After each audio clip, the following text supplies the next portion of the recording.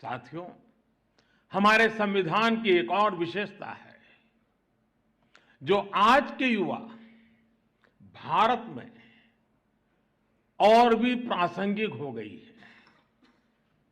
हमारे संविधान निर्माताओं ने हमें एक ऐसा संविधान दिया है जो ओपन है, फ्यूचरिस्टिक है और अपने आधुनिक विजन के लिए जाना जाता है। इसलिए स्वाभाविक तौर पर हमारे संविधान की स्पिरिट यूथ सेंट्रिक है। आज स्पोर्ट्स हो या स्टार्टअप्स, इंफॉर्मेशन टेक्नोलॉजी हो या डिजिटल पेमेंट्स, भारत के विकास के हर आयाम में युवा शक्ति अपना परचम लहरा रही है।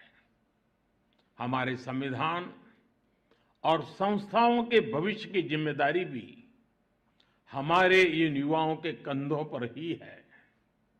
इसलिए आज संविधान दिवस पर मैं सरकार की व्यवस्थाओं से, देश की न्यायपालिका से एक आग्रह भी करूंगा। आज के युवाओं में संविधान को लेकर समझ और बढ़े, इसके लिए ये जरूरी है कि वो संवैधानिक विषयों पर डिबेट्स और डिस्कशंस का हिस्सा बने।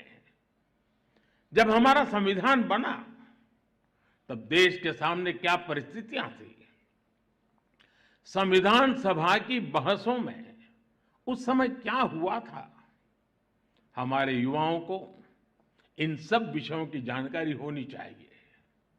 इससे उनके संविधान को लेकर दिलचस्पी और बढ़ेगी। इससे युवाओं में इक्वालिटी और एम्पावरमेंट जैसे विषयों को समझने का विजन पैदा होगा।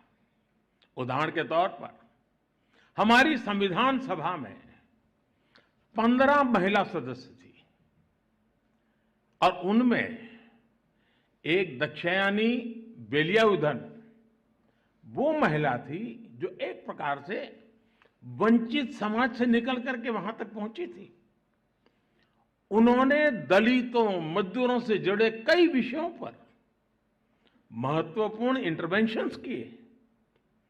दुर्गाबाई देशमुख, हंसा मेहता, राजकुमारी अमृत कौर, ऐसे ही और कई महिला सदस्यों ने भी महिलाओं से जुड़े विषयों पर अहम योगदान दिया था।